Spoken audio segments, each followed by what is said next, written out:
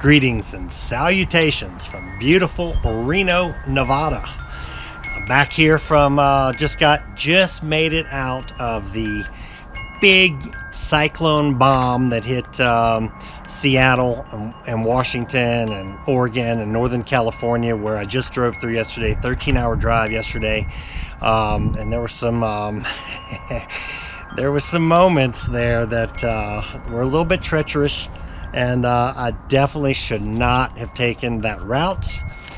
Genghis talked to me before and told me to take I-5 all the way into California, and somehow I let the GPS reroute me to save some time, and I should not have done that.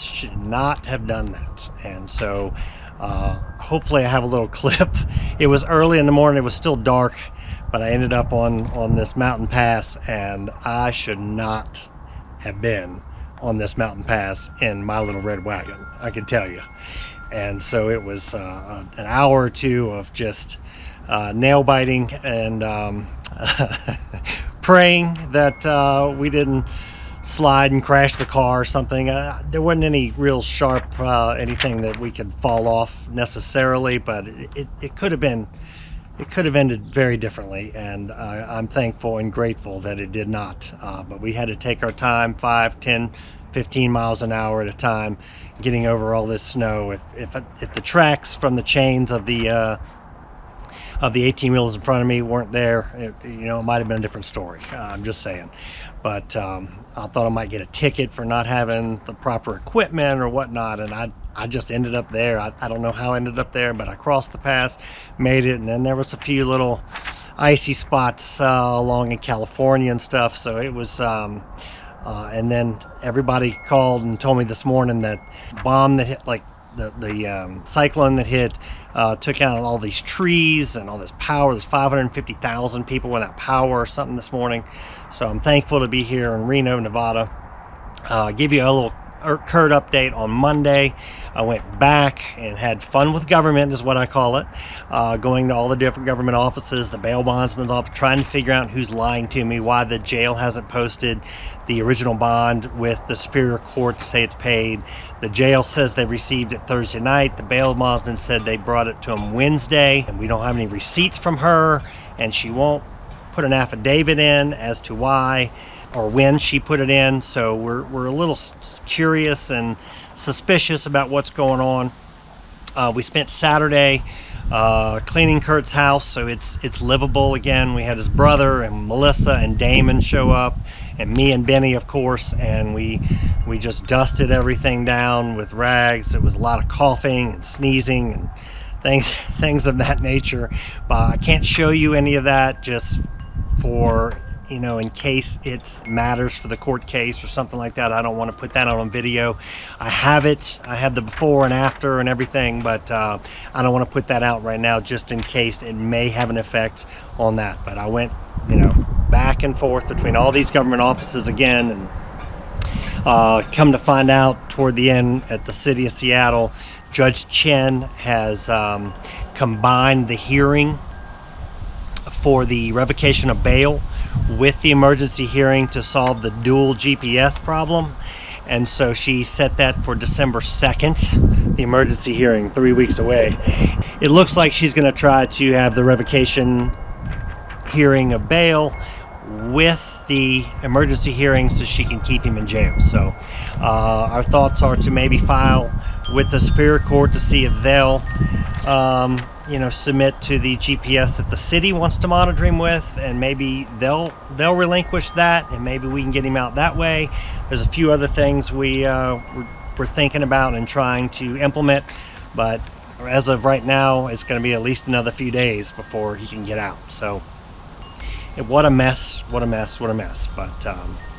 big cyclone bomb coming to hit Seattle, all this weather and things like that. I got out just in time. So it's good to be back here in Reno. I'm going to show you my travels from Reno to Seattle and back to Reno, and one little unfinished piece of business I had from Phoenix. I'm going to put all that in there. My time at Ron and Rachel's house, which was just magnificent. And so all that's to follow here. And so that's my travel update. Everybody that, so from here, I'm going to Morongo Valley, California. And I'm gonna stop and see Cody there for the night, and I'm gonna stop and see Carson City. I'm gonna see Jen G, and then I'm going to my friend's house in Utah, and then I'll be entering Colorado. So anybody in Colorado, I'm hopefully I see Jimmy, and I'm gonna see my sister, and I think there's one or two other people we need to see. So remind me of anyone else that I need to see in Colorado. And then I'm going to Nebraska. I'm going to see Justin Riddle, the guy that defeated or won in Nebraska Supreme Court, and then south to Texas and back home for Thanksgiving. All right, folks, it is November 8th, Friday. I'm leaving Vegas area. 5,138 miles into the journey. It's 50 degrees.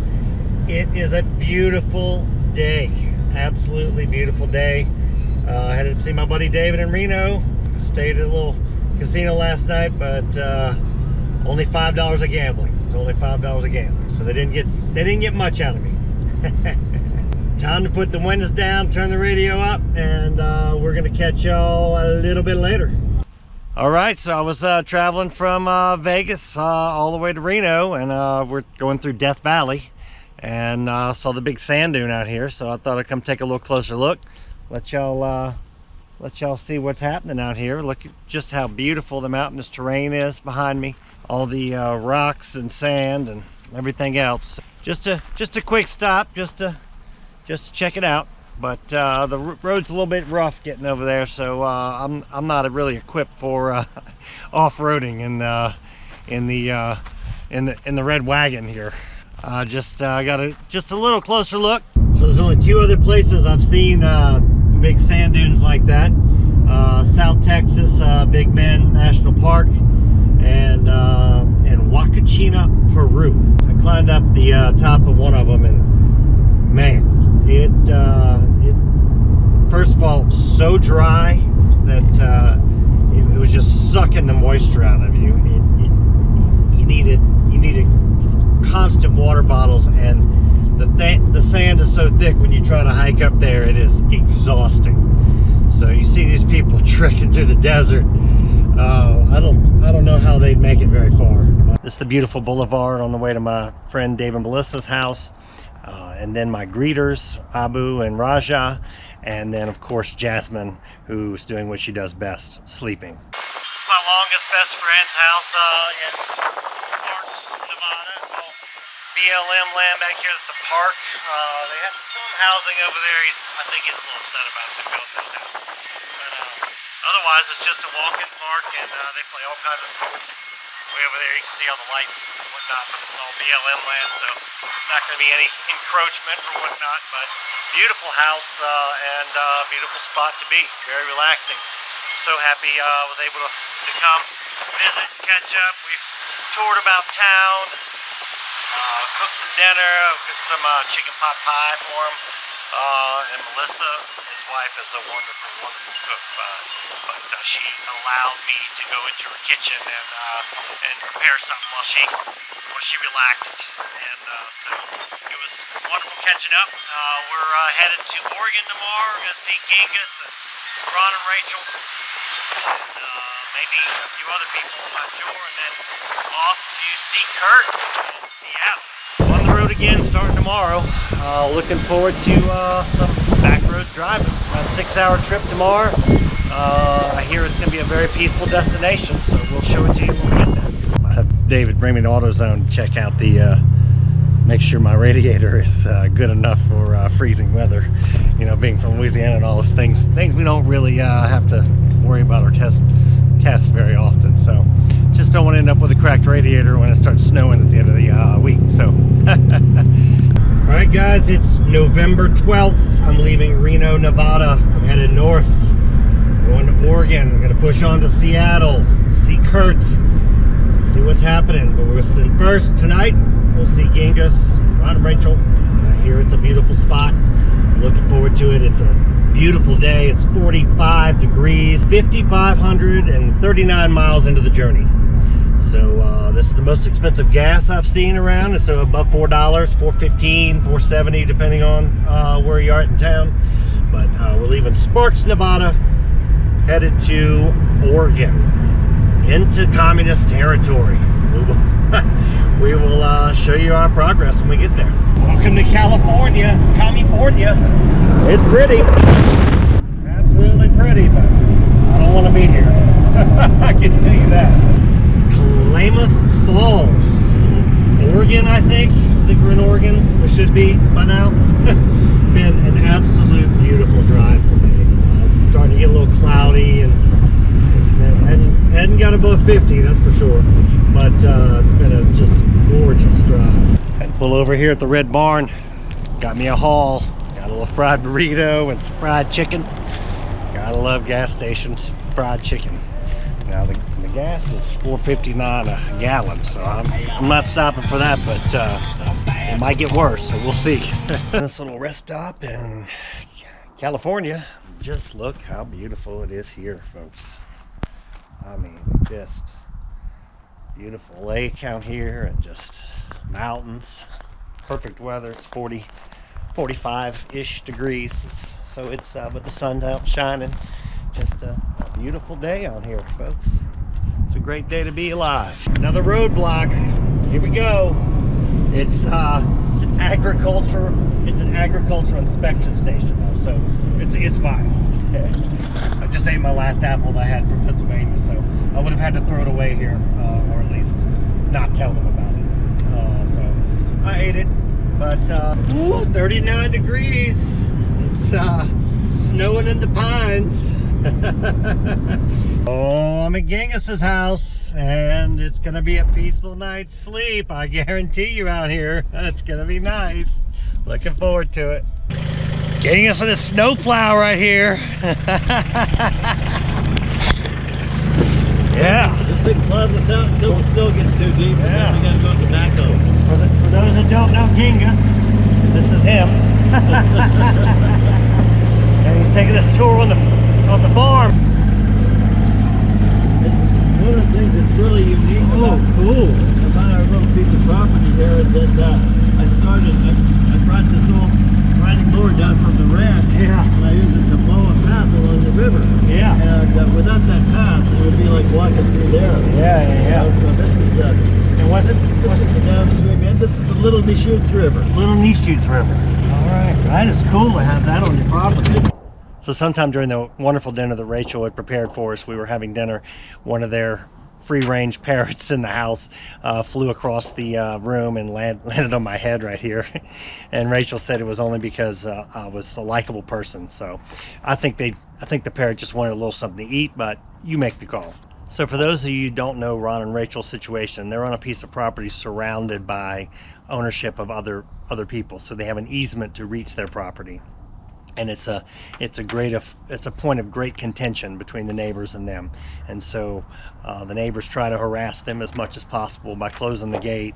Ron and Rachel want to leave it open, and it's their gate, and they put all these cameras up to monitor Ron and Rachel's comings and goings and things of that nature. And this is the evil old lady. There's a little clip to follow of the evil old lady that shows up and tries to create contention between Ron and Rachel and this other family. So I'll put that little clip in here so you understand where we're coming from with this, and then a little tour here.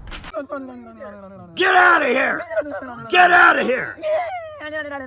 Yeah, we saw that kind of shit out the window driving by here in the snow when you were blocking our driveway. Yeah. Remember that, Donna? You're so Carrying on like a banshee out of your car window here. You're so afraid of my husband, aren't you? What? You're so afraid. I've never been afraid of him. I whipped his ass right there. Took the fucking balloon away from him. God. This is priceless. Poor old man got whipped by an 83-year-old priceless. This is priceless. You just hung yourself with that bullshit. I hope so, because I took the balloon away and the cops saw it and said it was funny. Oh, they did? The cops saw it? What cops saw it and thought it was I don't funny? know. Oh, you don't know, huh? I This have no idea. gets better every time you Happiness open your triggers mouth. you. You hang You're yourself afraid more. of him. I'm going to ask you You're one more afraid. time. You aren't going to ask me anything. I'm going to tell you to get the hell off my road. Call the cop. over. I want through there. No, you don't get to go through there. That's not yours. That's Yours is driveway. over there. That's your. Just because you moved the mailbox does not mean a thing, you witch. You witch. Oh God, that was gold. That was. You know, and it's just to interfere. Like the easement actually has view rights, landscape rights too. And Yeah. so they just block all this and they clutter it all up with all this stuff.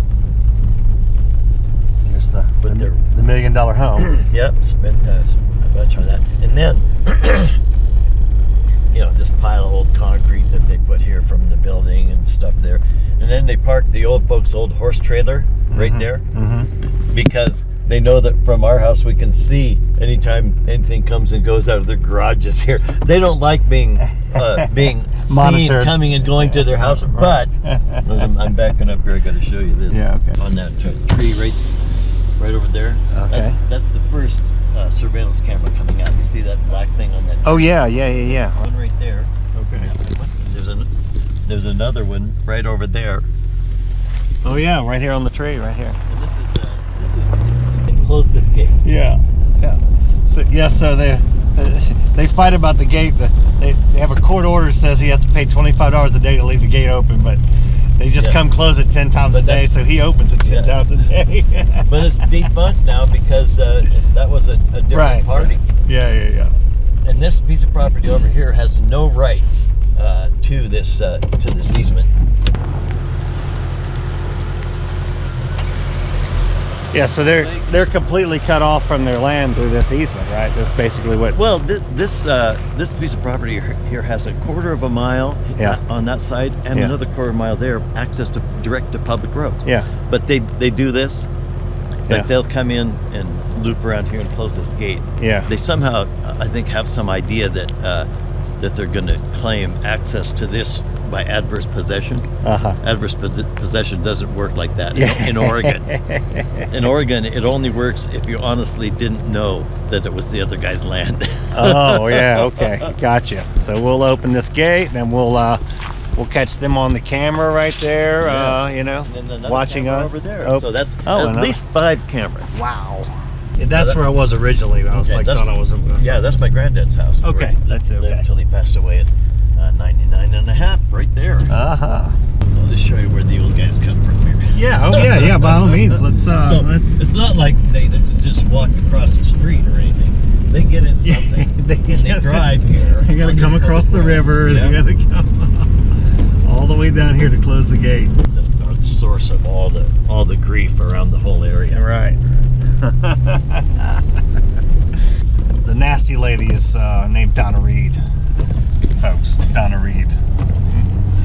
Oh, what was the name of what was the show that she was on, Donna Reed? I think it was called the Donna Reed Show. The Donna Reed Show. Yeah, I think you're right. And this is the Bayliner Boats guy right here. Yeah. He passed away a few years ago, so Okay. it's in his wife's family trust. Okay. And Rachel being fired, they built this fence, and they put this gate. And you can see the chain. They put the gate Yeah. with a chain and a lock on it, so that the obvious suggestion is that they can unlock the lock and use this gate to come onto our property, Right. but we can't go the other way. Hence the log cut off. Yeah, in front of the on your that tree that side. broke off, so I just put that in front of it just to give it. And after they fired Rachel, they put a surveillance camera up that looks at this gate area, and that's the old road went through there. In case y'all don't know, Ron has built a 5,600 square foot log cabin. Yeah, up in British Columbia. Yep. And this is a semi trailer they bought with all their belongings in from the house, and one day it just went up in smoke, and it was very curious situation on how that went down. So all their belongings got burned in this fire, which you can see the side of the metal burnt. So it was burning nice and hot. Oh yeah, Nice a lot of hot, if that's the furniture, case. A lot of tools, camping gear, river outfitting gear. Yeah. I had a good 50 fly rods in there. And they're like $1,800 a piece. Yeah. All lines You get and those all made you get those made for yourself. Yeah. And then Yeah. you don't buy them in Walmart, kids. Look at this wood that thing had fire. the fire in it. half of the year at least. Yeah, I would. Yeah, it's warm too, folks. It's real warm. I know it's a little too warm because I just made cornbread. No, it's nice. Open the door. No. It's great. I love it. Good morning. And now we're in the typical Oregon weather. Overcast, rainy, misty. But look how beautiful this property is. All these houses, and you see the stream out down behind me.